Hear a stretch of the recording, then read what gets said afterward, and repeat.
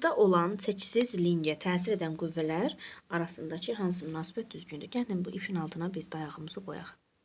İndi yazaq momentləri. F1 vurulsun dayaqdan 2 dama məsafədədir. F2 isə 1, 2, 3, 4 dama məsafədədir. İxtisar getsə onda F1 nəyə bərabər olur? 2 F2-yə. Düzdürmü? Gətirək burada nəzərə alaq. F1 nədir? 2 F2-dir. T gərilmə də nəyə bərabərdir? F1 üstə gələ F2-yə. F1'im 2 F2'dir. Üstə gələ F2. Olacaq nə qədər? 3 F2. Deməli, mənim T gərilmə qüvvəm 3 F2-yə bərabərdir. İndi T ilə F1 arasında da bir münasibət qurmalıyam. T nəyə bərabərdir? 3 F2-yə. Düzdürmü? Baxın, bu ifadədən gəl F2-ni tapaq. F2 nəyə bərabərdir? F1 bölünsün 2-yə. Bu da nəyə verəcək mənə? 1,5 F1-i verəcək. Deməli, T 1,5 F1-ə 3 F2-yə bərabərdir. O da A variantında verilib. Kütləsi 3 kiloqram olan yükü F qüvvəsi tarazlıqda saxlayır. Dayağın reaksiya qüvvəsini hesablayın. Bölgülər arasında məsafə eynidir və linqin çəkisi nəzərə alınmır. Baxın, kütləsi 3 kiloqram. Bu yükün kütləsi 3 kiloqramdır. Yəni, ağırlığın yazaq olacaq 30 Newton. İndi nə inir bu? 30 Newton ağırlıqlı yük dayaq ətrafında sadə əqrəb istiqamətdə, F isə sadə əqrəbin əksi istiqamətdə fırlatmağa çalışır. M1 də M2-yə bərabərdir. Yəni, sadə əqrəb istiqamətdə təsir edən qüvvələrin momenti sadə əqrəbin əks istiqamətliyə bərabər olmalıdır. Yazacağıq 30 vurulsun dayaqdan 2 dama məsafədədir. F vurulsun dayaqdan 1, 2, 3, 4, 5 dama məsafədədir. Buradan F-i də tapırıq. 60 bölünsün 5. Mənə nəyi verir? 12-ni verir. İndi məndən dayağın reaksiya qüvvəsini soruşur. Bax. F tapdım nə qədər? 12 tapdım. Dayağın reaksiya qüvvəsi də budur. Deməli, yuxarıya təsir edən qüvvələrin cəmi aşağıya təsir edənə bərabər olmalıdır ki, tarazlıq yaransın. Yəni, n üstə gələk 12 nəyə bərabər olmalıdır? 30-a. Buradan da n-i tapırıq. Nə qədər eləyir? 18 Newton eləyir. Cavab D variantı olacaq. 3-ə baxaq. Çəkisiz AB linqi qüvvədən istifa qazanc verir. Baxın, ümumi uzunluq 3-dür. Böyük qol 2-dirsə, onda kiçik qola nə qalacaq? 3 çıxılsın. 2-dən qalacaq 1. Qüvvədə qazanc böyük qol bölünsün kiçik qol. Yəni 2-ni verəcək, C variantı olacaq. Deməli, cisim tarazlıqda olarsa, F qüvvəsinin qiymətini tapın. Baxın, F1, F2-nin əvəzləyicisi budur da. Pifaqorla da tapsaq 3-ün kvadratı, üstə gələk 4-ün kvadratı. Kök altında 25, oradan da çıxır 5. Deməli, bax, bu əvəzləyici nədir? 5-dir. Tarazlıq olması üçün də bu əvəzləyici F3-ə bərabər olmalıdır. Yəni, F3 5-ə bərabər olmalıdır ki, tarazlıq halı yaransın. Çəkisiz birinci bir cins çubuq F1 qüvvəsinin çəkisiz ikinci bir cins çubuq F2 qüvvəsi F2 isə qüvvəsinin təsir altında tarazlıqdadır. Nəsə də nisbətlər məndən soruşur. Baxın, indi yazaq. P və çəkisizdir. Dayaqdan məsafəsi 1 bərabər olur. F1-in dayanıqdan məsafəsi 2-dir. 2 vurulsun F1. Buradan da F1-i tapanda P bölünsün 2 tapıram. İndi baxaq F2-yə. P vurulsun dayaqdan məsafə 1, F2 isə dayaqdan məsafəsi 2-dir. Buradan F2-ni də tapanda yenə P bölü 2-ni verir mənə. İndi nisbətdir. F2 bölünsün F1. P bölünsün 2, yəni F1 bölünsün F2-də P bölü 2-dir. 2 də qalxır yuxarı. 2-lər P-lər hamısı ixtisar gedir. Deməli 1 qalır. Cavab olur Y variantı. Deməli, çəkisi 360 Newton olan tir 1 və 2 iplərində asılmışdır. İplədək gəlmə qüvvələri. Bax, bu birinci ip tək gəlmə, bu ikinci ip tək gəlmə. Deməli, tam mərkəzdən aşağı bir cins olduğuna görə gəlin ağırlığını da yazaq. Nə qədər olacaq? 360 Newtondur. İndi bax, dayağı gətirib bu ikincinin altına qoysaq. Bax, bura qoysaq. Deməli, bu T gərilmədə 360 da gedir işinə. Onda elə tarazlıqda da qalacaq. Onda bu T1-in heç bir rol olmayacaq da. T1 ona görə 0-a bərabər olacaq. Yox, əgər dayağı gətirib, bax, buradan qoysam, burada bir T2 gərilməsi var. Bir də 360 Newton ağırlığı var. 360 sadə əqrəbi istiqamətdə, T2 isə sadə əqrəbin əksi istiqamətdə fırlatmağa çalışacaq. Onda yazırıq. T2 vurulsun 3 bərabər olur. Çünki dayaqdan 1, 2, 3 dama məsafədədir. 360 vurulsun 3. 3-lər də ixtisar gedəndə T2 nəyə bərabər olur? Elə 360-a. Yəni T1 0, T2 360. İndi baxaq 7-yə. Linqin tarazlıqda olduğu məlumdursa, deməli, tarazlıqda olduğu məlumdursa, linqin kütləsini hesablayın. Baxın, bölgülər arası məsafələr indi. Deməli, tam mərkəzdən aşağı 1, 2, 3, 4, 5, 6 bir cins tirdir də, yəqin ki, ağırlığın yazaq MJ-sin. İndi baxaq. Bu 30 Newton'dur. 30 Newton ve mc neydir? Sadə əqrəbi istiqamətdə fırlatmağa çalışır. 60 Newton isə sadə əqrəbin əks istiqamətdə. Momentlər tənliyi yazaq. 30 T vurulsun 2, dayaqdan məsafə 2-dir. Mc vurulsun dayaqdan məsafə 1, 2, 3. Bərabər olur. 60 vurulsun dayaqdan 1, 2, 3, 4, 5, 6. İndi bura eləcək 60. Üstə gələk 3 mc. Bərabər olur 360'a. Deməli, olacaq 3 mc bərabərdir 300'ə. J də 10'dur. Onda 3m. 30m bərabər olur 300'ə. Buradan da m'i tapırıq. Nə qədər eləyir? 10 kilogram eləyir. 7 də olur D variantı. Sonra tarazlıqda olan çəkisiz linkin bir ucundan kütləsi 2 kilogram olan yük asılmışdır. Bax, bu 2 kilogram ağırlığın yazsaq 20 Newton'dur. Dayağın reaksiya qüvvəsini. Birinci yəni bu məhsul F-i tapaq. Onda yazırıq 20 vurulsun. Yox, N-i verib bizə. Dayağın reaksiya qüvvəsi 80 olarsa, qüvvədən istifa qazanc verir. Baxın, yuxarıya təsir edən qüvvələr aşağıya təsir edənlərin cəminə bərabərdir. Yəni 20 üstə gələk. F mənə nəyə verməlidir? 80'i. Onda F nəyə bərabərdir? 60 Newton. Böyük qüvvə bölünsün kiçik qüvvədə qazancı verirdi. 60 bölünsün 20 nəyə verir mənə? 3'ü. Ona görə 8 olur Y variantı. İndi baxaq 9'a. Kütləsi 10 kilogram olan bir cins AB çubuğu tarazlıqdadır. Kütləsi 10 kilogram. Yəni tam mərkəzdən aşağı. Bir cinsi də tam mərkəzdən aşağı ağırlığı göstərək. 1, 2, 3, 4, 5, 6. Tam mərkəzdən aşağı ağırlığını yazsaq 100 Newton'dur. F-dəki gərilmə qüvvəsini soruşur məndən. Baxın, T gərilmə nə etməyə çalışır? Dayaq buradadır. Dayaq ətrafında sadə əqrəbin əksi istiqamətdə, 100 Newton isə sadə əqrəb istiqamətdə fırlatmağa çalışır. Momentlər tənliyi yazsaq, 100 vurulsun 2 bərabərdir. T vurulsun 1, 2, 3, 4, 5. Buradan T-ni tapırıq. 200 bölünsün 5'ə. Nəyi verir mənə? 40 Newton'u verir. 9'da olacaq A variantı. Baxaq ona. Deməli, bir cins çəkisiz link tarazlıqdadır. Dayağın reaksiya qüvvəsini hesablayın. Reaksiya qüvvəsi də bax budur. İndi baxaq, aşağıya doğru nə var? 20 var. 20 Newton ağırlığı yazaq. Gəlin birinci F tapaq. 20 vurulsun 1 bərabər olur. F vurulsun 1, 2, 3, 4. 2, 3, 4. Buradan F tapıram nə qədər eləyir? 5 eləyir. Yəni demişdik, yuxarıya təsir edən qüvvə aşağıya təsir edənlərin cəminə bərabərdir. Yəni 20 üstə gələk 5-də mənim reaksiyamı verəcək. Yəni 25 Newton eləyir. 10 da olur D variantı. Bir cins çubuğun tarazlıqda olduğunu bilərək onun çəkisini hesablayın. Dayağı gətirək qoyaq bura.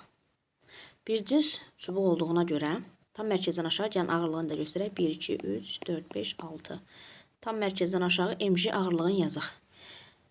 Bu deməli 10'dur deyəsən. 10 Newton, digəri isə 30 Newton'dur. İndi bax, 10 Newton'dan mg dayaq ətrafında sadə əqrəb istiqamətdə. Bu 30 Newton isə sadə əqrəbinin əks istiqamətdə fırlatmağa çalışır. Gəlin yazaq. Momentlər tənliyin. Olacaq 30 vurulsun 2 bərabər olur. Mg vurulsun 1, yəni mg üstə gələk 10 vurulsun 1, 2, 3. Deməli 60, 30. Digər tərəfə keçirsək olacaq 30 bərabərdir 10 m. Buradan da m-i tapırıq. Nə qədər eləyir? 3 kilogram eləyir. Məndən çəkisini soruşur. Yəni 3 vurulsun 10. Çəki demişədir də. Olacaq 30 Newton Y variantı. Mənim çubuğumun çəkisi etmiş olacaq. 12. 4M uzunluqlu çəkisiz çubuğun uclarından 3 kilogram və 9 kilogram yükləri yük asılmışdır. Belə bir dayaq götürək. Düzdürmü? Deməli, biri 3 kilogramdır, biri 9 kilogramdır. Deməli, 3 kilogramdırsa ağırlığı olacaq 30 Newton, digərinki olacaq 90 Newton. Ümumi uzunluqda 4 metrdir ümumi uzunluq. Ona görə bura x desək, bura 4 çıxılsın x olacaq. Onda yazırıq momentlər tənliyin. 30 vurulsun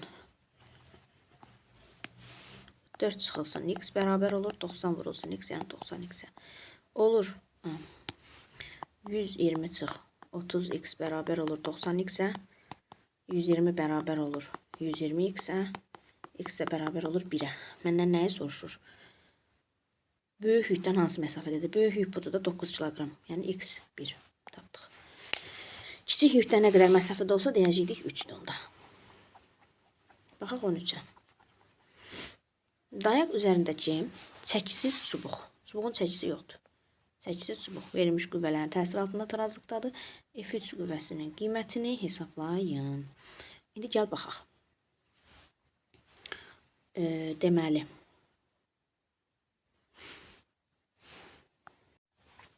F1 dayaq ətrafında saat əqrəbinin əksi istiqamətdə. F3 saat əqrəbi istiqamətdə. F2 isə saat əqrəbinin əksi istiqamətdə. Bunu tapmaq üçün də nə edirsiniz? Bax, bu qüvvənin ucundan tutun, dayaq ətrafında fırladın. Görün hansı istiqamətdə. Baxın, F2-nin ucundan tutanda görürsünüz dayaq ətrafında gəlir saat əqrəbinin əksi istiqamətdə fırladıq da. Gəlin momentlər tənliyi yazaq. Saat əqrəbi istiqamətdə olanlar F3-dür. F3 vurulsun dayaqdan 1, 2, 3, 4, 5 dana məsafədədir. Bərabər olur saat əqrəbinin əksi istiqamətdə olanların cəminə. Yəni 10 vurulsun 3, üstə gələk 5 vurulsun 2, yəni 10. Olur 5 F3 40-a bərabərdir. Buradan F3-ü tapıram nə qədər eləyir? 8 Newton eləyir. D variantı düzgün cavab olacaq. Baxaq indi 14-ə. 6 kiloqram kütləli. 6 kiloqram kütləli cisim. Ağırlığın gəlini yazaq 60 Newton. Tarazlıqda olan lingə dayaq tərəfindən təsir edən en reaksiya qüvvəsinin lingə təsir edən ağırlıq qüvvəsinə nisbəti. Bir cins olduğuna görə tam mərkəzdən aşağı 1, 2, 3, 4, 5, 6, 7, 8. Tam mərkəzdən aşağı gəlin ağırlığın yazaq. Birinci tapaq görək bunun ağırlığı nə qədər eləyir. Ondan sonra dayağın reaksiya qüvvəsini tapaq, sonra da nisbətlərinə baxaq. Birinci yazırıq 60 dayaqdan məsafə 2-dir. Saat əqrəbinin əksi istiqamətdə, MJ isə saat əqrəbi istiqamətdə fırlatmağa çalışır. Onu da yazırıq MJ. Yəni belə yazaq da 10M vurulsun 2. 2-lər ixtisar gedir. M də nəyə bərabər olur? 6 kiloqrama. Deməli, mənim lingimin elə çəkisi də, kütləsi də 6 kiloqramdır. Yəni, elə 60 Newtondur.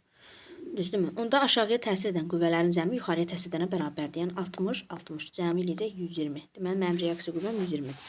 Reaksiya qüvvəmin ağırlıq qüvvəmə nisbəti. Yəni, 120-nin 60-a nisbəti mənə nəyi verir? 2-ni verir. Cavab olur A variantı. İndi baxaq 15-ə. 15. Dayağına malik çəkisiz A1, A2 çubuğu tarazlıqdadır. Dayağın reaksiya qüvvəsini hesablayın. Reaksiya qüvvəm bax budur. N. Deməli, çubuğumun da çəkisi yoxdur. Onda gəlin tarazlıq şərtini yazaq. 10 Newton saat əqrəbi istiqamətdə. F isə saat əqrəbinin əksi istiqamətdə fırlatmağa çalışır. Onda yazıram 10 vurulsun 2, bərabər olur F vurulsun 1, 2, 3, 4, 5. Buradan da F-i tapıram 20 bölünsün 5-dən 4. Mən F-imi tapdım. F-im nə qədərdir? 4 Newtondur. Düzdürmü? Yuxarıya təsir edən qüvvələrin cəmi aşağıya təsirinə bərabərdir. Yəni, yuxarıya təsir edən N-lə F-dir. Yəni, N üstə gələ 4 bərabərdir 10-a. Buradan da reaksiya qüvvəmi tapıram nə qədər eləyir? 6 Newton. A variantı düzgün cavab olacaq. Deməli, çəkisiz bir cins çubuq tarazlıqdadır. Dinamometr nə qədər qüvvəni göstərir. Baxın, aşağıya doğru ağırlığın yazsaq 20 Newton. Bunun üçün isə bilmirik, MJ-dir. Dağı qoyaq, bax, bu dinamometrin altına. Tez bu MJ-ni tapaq, görək nə qədər eləyir. Ondan sonra baxaq. Onda yazırıq. MJ vurulsun. MJ saat əqrəbi əksi. Digər isə saat əqrəbi istiqamətdə fırladır da bərabər etməliyik. 1, 2, 3, 4. Bərabər olacaq 20 vurulsun 2-yə. Deməli, 10 M-də bərabərdir. Yeni o yazıram da 10-a. Buradan da yapıram ki 1 kiloqram kütləli cisimdir. Yəni 1 kiloqramdır kütləsi. Yəni bunları silək. Onda ağırlığın yazsaq, biri vuracaq J-yə də, yəni 10-a olacaq 10 Newton. Aşağıya doğru bir 10 Newtonumuz var, bir 20 Newtonumuz var. Bizə demişik ki, aşağıya təsir edən qüvvələrin cəmi yuxarıya təsir edənə bərabər olmalıdır. Yəni, dayağı bura qoysaq, burada bir reaksiya qüvvəsi dinamometr göstərəcək də, dinamometr reaksiya qüvvəmiz göstərəcək. Yəni, dinamometr nəyi göstərəcək? Aşağıya təsir edən qüvvələrin cəmi, yəni 30 Newton göstərəcək. D variantı, düzgün variant olacaq. 17. Deməli, T cərimə qüvvəsi deyir, nəyi göstərir? Baxın, aşağıya doğru MC ağırlığımızı yazsaq, proyeksiyaya ayırsaq, biz ağırlıq qüvvəmizi. Bura alfa olduğuna görə bura olacaq alfa. Ona görə bura olacaq MC kosinus alfa, digər olacaq MC sinus alfa. Deməli, Ümumi tarazlıq olması üçün də T nəyə bərabər olmalıdır? MC sinus alfaya bərabər olmalıdır. Cavab olur B variantı. 18-ə baxaq.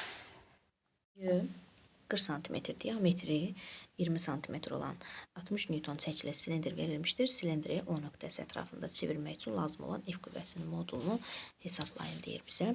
Baxın, bizə nə veribdir? Silindrin çəkisini veribdir, ağırlığını verib. Tam mərkəzdən aşağı gəl biz yazaq 60 Newtonu. Dayaq da O nöqtəsindədir də. Gətirək qoyaq O'ya. İndi baxaq. F nə etməyə çalışır? Sadə əqrəb istiqamətdə. 60 Newton isə sadə əqrəbin əksi istiqamətdə fırlatmağa çalışır. Onda momentlər dənliyimizi yazsaq 60 vurulsun. Bu diametri bizə 20 veribdir. Ağırlıq da tam mərkəzdən aşağı yönəlirdi. Onda bura nə qalacaq? 20-nin yarısı, yəni 10 qalacaq. Ümumi hündürlüyümüz də bax budur, 40. Yəni 40 cm-dir. Onda momentlər tənliyi yazsaq 60 vurulsun. Dayaqdan məsafə 10 bərabər olacaq. F vurulsun, dayaqdan məsafə 40. Deməli, olacaq F bərabərdir 60 bölünsün 4-dən 15 Newton edəcək. Cavab olur C variantı. İndi baxaq 19-a. Cisim C qüvvəsinin təsiri ilə tarazlıqda saxlanılır. Cismi tarazlıqda saxlayan qüvvənin C ağırlıq qüvvəsinin F və ipin gəlmə qüvvəsi arasında hansı münasibət düzgündür? Gəlin T-ni daha doğrusu proyeksiyalara ayıraq. Bura 30 olduğundan burada olacaq 30. Onda bax bura T kosinus 30 dərəcə olacaq. Digəri olacaq T sinus 30 dərəcə. Tarazlıqlı olduğuna görə T kosinus 30 dərəcə F-i tarazlaşdırmalıdır. T sinus 30 dərəcə isə C-ni tarazlaşdırmalıdır. İndi baxaq burada. Kosinus 30'da alır, kök altında 3 bölünsün 2. Yəni T kök altında 3 bölünsün 2 F-ə bərabərdir. Burada isə sinus 30 alır 2-də 1-də. T bölünsün 2 bərabər olmalıdır C-yə. Düzdürmü? Onda biz buradan nə alırıq? F böyükdür C-dən. Bunu aldıq. T isə hər ikisindən böyük olacaq. E variantı düzgün variant olacaq. Baxaq 20-yə.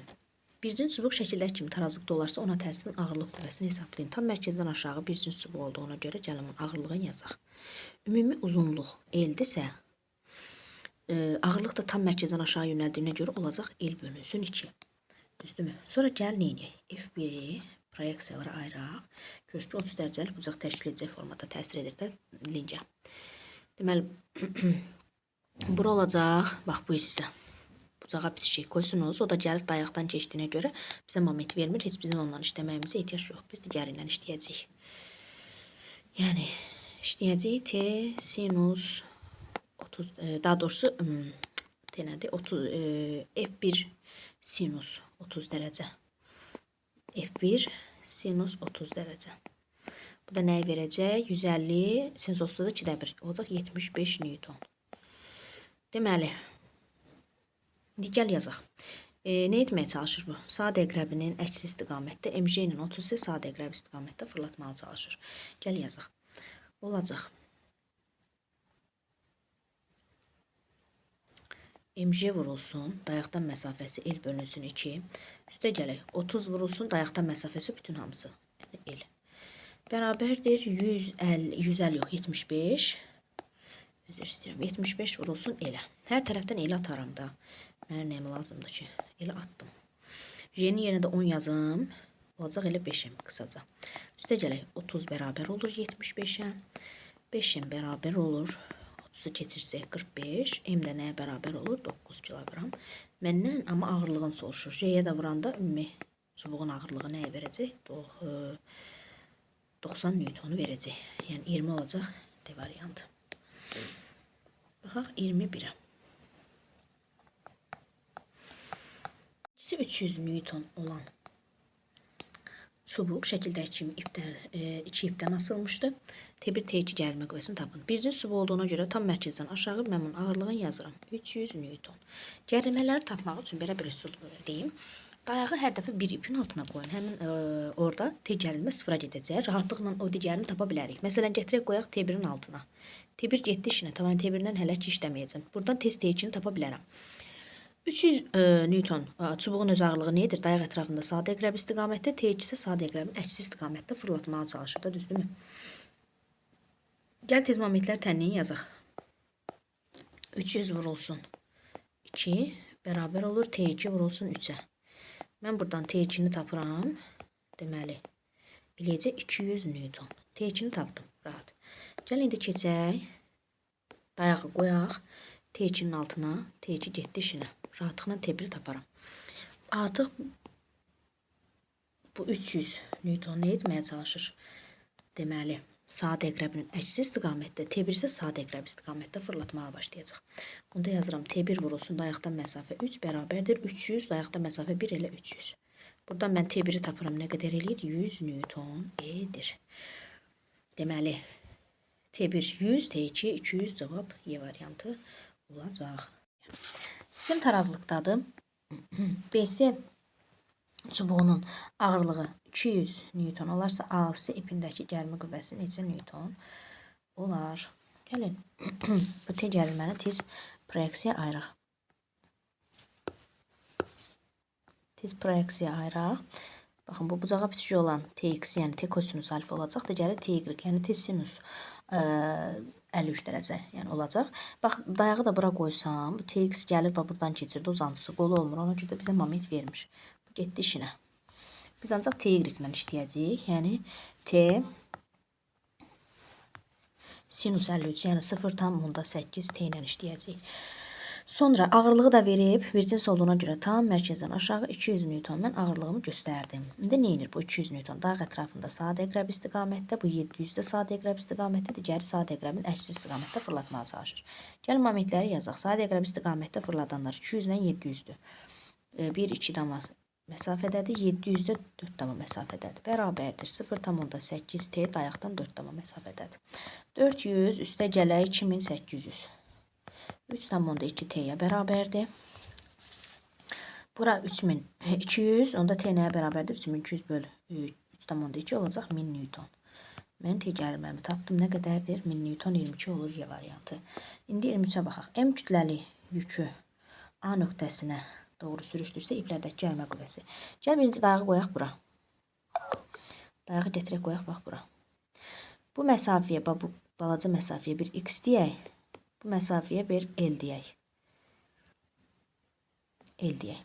O da belə olacaq. Dayağı qoysaq, özünün də bir ağırlığı var da mg qədər.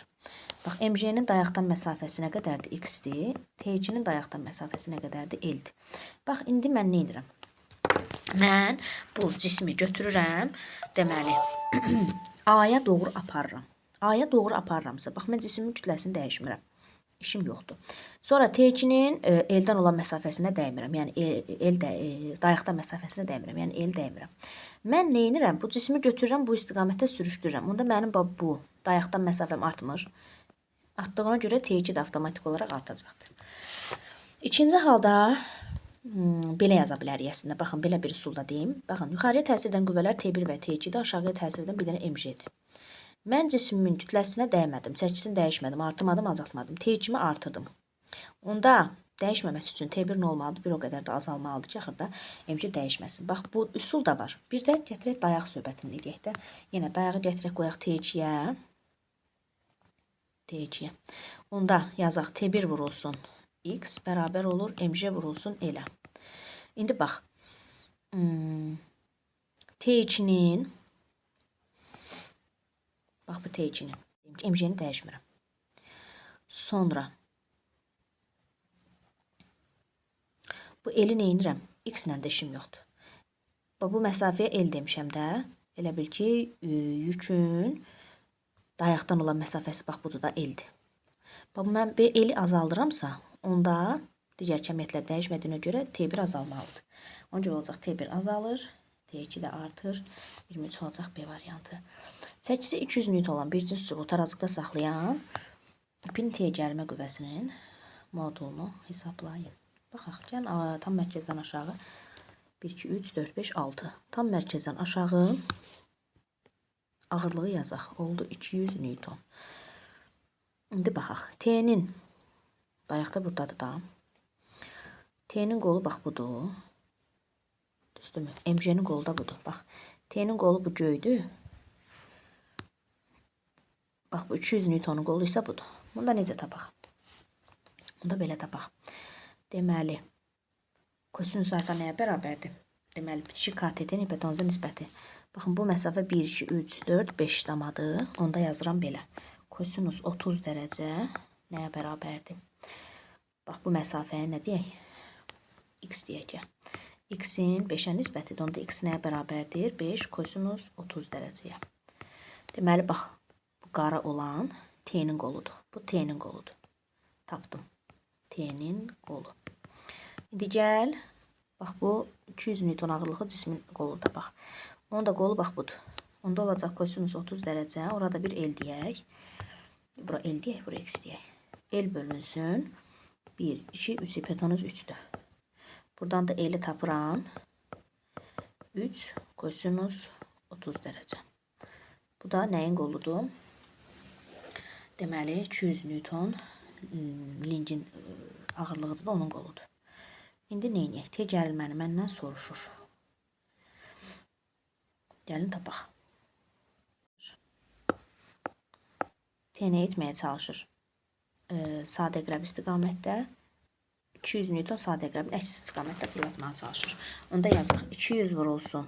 Qolu nə qədərdir? Yəni L nə qədərdir? 3 kosinus 30 dərəcə. Yəni 3 vurulsun. Kosinus 30 alır kökdə 3 bölünsün 2. Bərabər olmalıdır. T vurulsun. Qolu nə qədərdir? 5 kosinus 30 dərəcə. Yəni 5 kök altında 3 bölünsün 2. Hər iki tərəfdən getdi. Oldu. 600 T. Daha doğrusu 600 bərabərdir 5T'yə. Buradan T'ni tapırıq nə qədər eləyir? 120 Newton eləyir. D variantı düzgün variant olacaq. Baxın 25'ə. Kütləsi M olan bir cins tir şəkildə göstərildiyi kimi üfüqi vəziyyətdə iki kəndirə asılıb T2 bölü T1 nisbətini soruşur. Baxın 1, 2, 3, 4, 5, 6, 7, 8. Tam mərkəzdən aşağı mc ağırlığım var. Məndən T1 bölü T2 nisbətini soruşur. Mc də məchuldur da, mən neynirəm onu? Gətirək tez dayağı qoyaq bura, elə bu geçsin işinə. Məchuldur da geçsin. Onda gəl belə momentlər tənliyi yazaq. T1 dayaqdan məsafə 3'dür. T2'nin dayaqdan məsafəsi 1'dir. Onda T2 bölü T1 mənə nəyi verir? Elə 3'ü verir. Rahat 3'ü tapıram. Baxaq 26'ya. Kütləsi 2 kilogram olan tiri 10 dayaq nöqtəsinə nəzərən tarazlıqda saxlamaq üçün A nöqtəsindən çəkisi neçə Newton olan yük asılmalıdır? 1, 2, 3, 4, 5, 6. Tam mərkəzdən aşağı bax, burada cismin bir ağırlığı var. Daha doğrusu lincin ağırlığı var. Ona da bir 20 Newton deyək. Bax, bunun məndən kütləsini soruşur. mc ağırlığı yazsaq. İndi gəlin, mc nə etməyə çalışır? Sadə əqrəbin əksi istiqamətdə, bax, digərləri isə sadə əqrəb istiqamətdə fırlatmağa çalışır. Onda yazaq mc dayaqdan məsafə 2 bərabərdir. Buradan yazaq. mc vurulsun 2 bərabərdir. Burada 20, 20. Toplam 40. 40 vurulsun 1. Üstə gələk 40 vurulsun 2, yəni 80. Olacaq 120. 2'yə də böləndə olacaq 60. Məndən elə yükün çəkisini soruşur. Elə 60 Newton yük asmalıyam ki, tarazlıq olsun. 27'yə baxaq. Dayaq üzərindəki çəkisi çubuq şəkildə verilmiş qüvvələrin təsiri ilə tarazlıqdadır. F1 qüvvəsinin qiymətini soruşur. Baxın, dayaq ətrafında F1 sadə əqrəbi əksi, F3 sadə əqrəb istiqamətdir, F2 sadə əqrəbin əks istiqamətdə fırlatmağa çalışır. Bizə demişdik, sadə əqrəb istiqamətdə fırladan qüvvələrin momenti sadə əqrəbin əks istiqamətdə fırladan qüvvələrin momentinin cəminə bərabər olmalıdır. Sadə əqrəbi əksi olanlar F2 ilə F1'dir. İndi yazıram. F1 vurulsun, dayaqdan məsafə 2, üstə gələk 20, dayaqdan məsafəsi 1. F3 50 vurulsun 1, 2, 3, 4. 2 F1 bərabərdir. Bura 200 eləyir. 20'ni də keçirsə olacaq 90. 80. 180. Buradan da F1'i tapıram. Nə qədər eləyir? 90 Newton edir. Baxaq 28'ə. Kütləsi 12 kilogram olan bir cins lingi tarazlıqda saxlayan F qüvvəsinin qiyməti. Tam mərkəzdən aşağı mən 120 Newton ağırlığı yazıram. Deməli, bütöv uzunluq 6'dırsa, bütöv uzunluq 6'dırsa, onda bura qalır 1. Düzdürmü? Bura qalır 1. İndi F qüvvəsi məndən soruşur. İndi baxaq. 120 vurulsun. Dayaqdan məsafə 1'dir. F'in dayaqdan məsafəsi isə deməli, bütöv buradır. Yəni 6 çıxı 4. Aha, onda F'i tapıram nə qədər eləyir? 30 Newton edir. 29. Kütləsi 6 kiloqram olan bir cins çubuq M kütləli yükün təsiri ilə tarazlıqdadır. Tam mərkəzdən aşağı gələn çubuğun ağırlığını yazaq. 3, 4, 5, 6, 7, 8.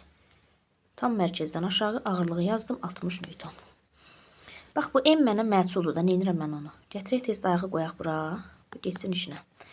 T saat əqrəbi əksi istiqamətdə, 60 saat əqrəbi istiqamətdə fırlatmağa çalışır. Onda momentlər tənliyi yazacağıq. T vurulsun 3, yəni 3T bərabərdir. 60 vurulsun 4, yəni 240. Onda T-ni tapıram rahatlıqla 80 Newton. 30 axırıncı misalımıza baxaq. Tarazlıqda olan 8 ringin uzunluğunu tapın. İndi baxaq. Yuxarıya 80, aşağıya 20. Onda F2 nə qədər olmalıdır? Yuxarıya təsir edən, aşağıya təsir edənlərin cəminə bərabər olmalıdır. Onda mənim F2 nə qədərdir? 60'dır. İndi gəl baxaq. 60'ın dayaqda məsafəsinə 1x deyək. Bərabərdir. 20'nin dayaqdan məsafəsi 1,2'dir. X-i tapanda 20 vurulsun 1,2 bölünsün 60'a. İxtisar getdi 3, 1,2'ni də 3'ə böləndə 0,4. Məndən ümumi lingin uzunluğunu soruşur. Mən bu X-i qısa qolu tapdım. 0,4 böyük qolda 1,2. Cəm nə qədər eləyir? 1,6 metr.